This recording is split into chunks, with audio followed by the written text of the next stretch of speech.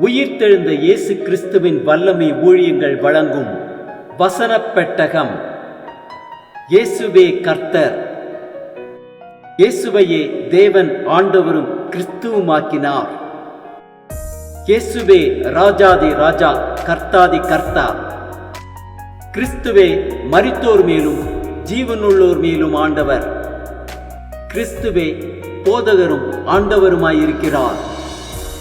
வசனப் பெட்டகத்தின் இன்றைய தின கருப்பொருள் சாட்சி.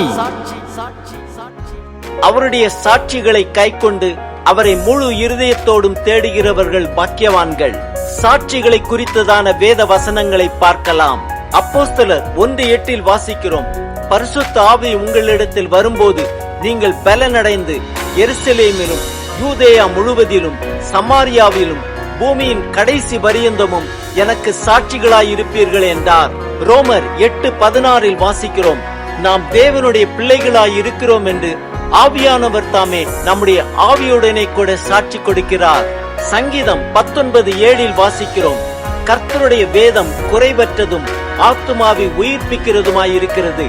கர்த்தருடைய சாட்சி சத்தியமும் பேதையை ஞானியாக்குகிறதுமாயிருக்கிறது. சங்கீதம் 25:10 வாசிக்கிறோம், கர்த்தருடைய உடன்படிக்கையையும் அவருடைய சாட்சிகளையும் கைக்கொள்ளுகிறவர்களுக்கு அவருடைய பாதைகள் எல்லாம் கிருபையும் சத்தியமுமானவைகள்.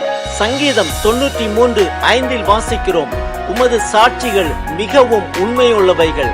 கர்த்தாவே, பரிசுத்தமானது நித்திய நாளாக உமது ஆலயத்தில் அலங்காரமாயிருக்கிறது. சங்கீதம் 19:14 வாசிக்கிறோம், திரளான செல்வத்தில் களி கூறுவது போல நானும் உமது சாட்சிகளின் வழியில் களி கூறுகிறேன். சங்கீதம் 119:24 வாசிக்கிறோம், உம்முடைய சாட்சிகள் எனக்கு இன்பமும் என் ஆலோசனைக்காரருமாயிருக்கிறது. சங்கீதம் 119:46 வாசிக்கிறோம், நான் உம்முடைய சாட்சிகளை குறித்து ராஜாக்களுக்கு முன்பாகவும் வெட்கப்படாமல் பேசுவேன். சங்கீதம் 119:99 வாசிக்கிறோம், உம்முடைய சாட்சிகள் என் தியானமாயிருக்கிறபடியால் எனக்கு போதித்தவர்கள் எல்லாரிலும் அறிவுள்ளவனாயிருக்கிறேன். சங்கீதம் 119:111 வாசிக்கிறோம், உம்முடைய சாட்சிகளை நித்திய சுதந்திரமாக்கி கொண்டிருக்கிறேன், அவைகளே என் இருதயத்தின் மகிழ்ச்சி.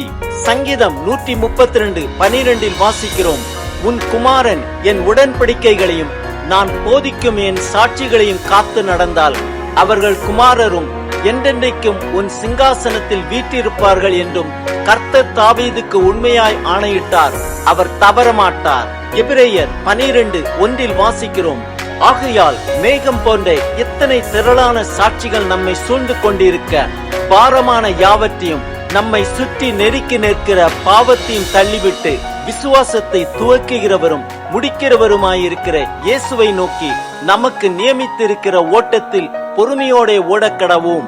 மத்தேயு 24:14 வாசிக்கிறோம், ராஜ்யத்தினுடைய இந்த சுவிசேஷம் பூலோகம் எங்குமுள்ள சகல ஜாதிகளுக்கும் சாட்சியாக பிரசங்கிக்கப்படும், அப்பொழுது முடிவு வரும். அப்போஸ்தலர் 23:11 வாசிக்கிறோம், அன்று ராத்திரியிலே கர்த்தர் பவுலின் அருகே நின்று, பவுலே திடன்கொள், நீ என்னை குறித்து எருசலேமிலே சாட்சி கொடுத்தது போல ரோமாவிலும் சாட்சி கொடுக்க வேண்டும் என்றார்.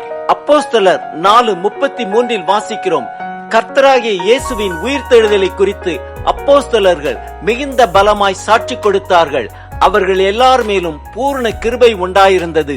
யோவான் 1:15 முதல் 17 வரை உள்ள வசனங்களில் வாசிக்கிறோம், யோவான் அவரை குறித்து சாட்சி கொடுத்து, எனக்கு பின் வருகிறவர் எனக்கு முன்னிருந்தவர், ஆகையால் அவர் என்னிலும் மேன்மையுள்ளவர் என்று நான் சொல்லி இருந்தேனே, அவர் இவர்தான் என்று சத்தமிட்டு கூறினான். அவருடைய பரிபூரணத்தினால் நாம் எல்லாரும் கிருபையின் மேல் கிருபை பெற்றோம். எப்படியெனில் நியாயப்பிரமாணம் மோசேயின் மூலமாக கொடுக்கப்பட்டது, கிருபையும் சத்தியமும் இயேசு கிறிஸ்துவின் மூலமாய் உண்டாயின. ஆம், கர்த்தருடைய சாட்சிகளை கைக்கொண்டு அவரை முழு இருதயத்தோடும் தேடுகிற நாம் பாக்கியவான்கள். கிருபையும் சத்தியமும் நிறைந்தவராய் நமக்குள்ளே வாசம் செய்யும் கிறிஸ்து இயேசுவுக்காக சாட்சியாக நின்று ராஜ்யத்தினுடைய இந்த சுவிசேஷத்தை பூலோகம் எங்குமுள்ள சகல ஜாதிகளுக்கும் பிரசங்கிப்போம். அழிந்து போகிற ஆத்துமாக்களை பரலோக ராஜ்யத்தில் சேர்ப்போம்.